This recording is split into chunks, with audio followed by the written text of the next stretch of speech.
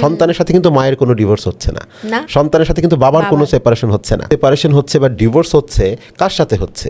স্বামী এবং স্ত্রীর মাঝে হচ্ছে। কিন্তু আমাদের দেশে কিন্তু সিঙ্গেল প্যারেন্ট বাড়ছে, প্রতিদিনই বাড়ছে এবং এই সিঙ্গেল প্যারেন্ট হলে যে একটি সেপারেশন হচ্ছে বা ডিভোর্স হচ্ছে কার সাথে হচ্ছে?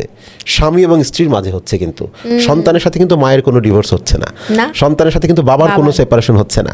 ফলে সেই জায়গাটিতেও বাবার কি দায়িত্বপূর্ণ দায়িত্ব রয়েছে, মায়ের কি দায়িত্ব রয়েছে, সেটাও কিন্তু একটু জানার বিষয়। সেখানেও কিন্তু রেসপন্সিবল প্যারেন্টিংয়ের একটি জায়গা আছে, মানে single parent also a parent.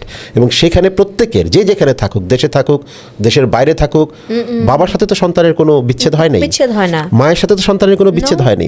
তাহলে তিনি কিভাবে সেই জায়গা থেকে সন্তানের সাথে সম্পর্কটি বজায় রাখবেন, সেটাও কিন্তু শেখার বিষয়, সেটাও জানার বিষয়। এই জায়গাটি আমাদের দেশে একদম শূন্য আমরা বলবো। এত আনটাচ, এত জায়গা, মানে আসলে আমরা কোন দিকে যাচ্ছি আমরা জানি না।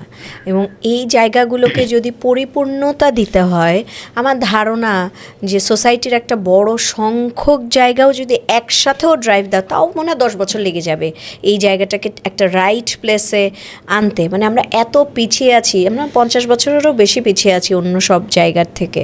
আমাদের দেশে সবার আগে যে একটা বাচ্চা যখন সেপারেটেড থাকে, মার সাথে থাকে, মোস্ট অফ দ্য কেসেস বাচ্চারা মার সাথে থাকে, আর একটু বড় হলে বাবার সাথে থাকে।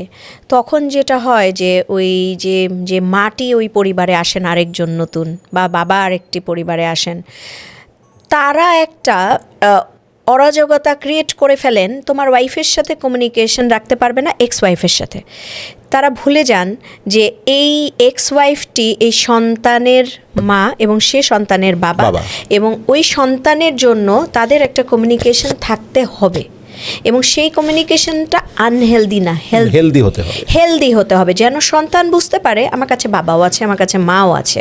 হ্যাঁ, ওদের দুজনের বনেনি, ওরা দুজন আলাদা আছে, কিন্তু দুজনের মধ্যে একটা দারুণ বন্ধুত্বমূলক সম্পর্ক আছে, মানে যেটার মধ্যে প্রেম খোঁজার তো দরকার নেই, মানে যেখানে যেটা দরকার নেই, বৈরিতাটুক না থাকলেও যথেষ্ট আমরা বলবো। সন্তান যেন এরকম কোনো বৈরী পরিবেশটি না দেখে। কিন্তু আমাদের দেশের মানুষ বৈরিতা দিয়েই শুরু হয়, দেখাই, এটা দেখিয়ে ফেলে।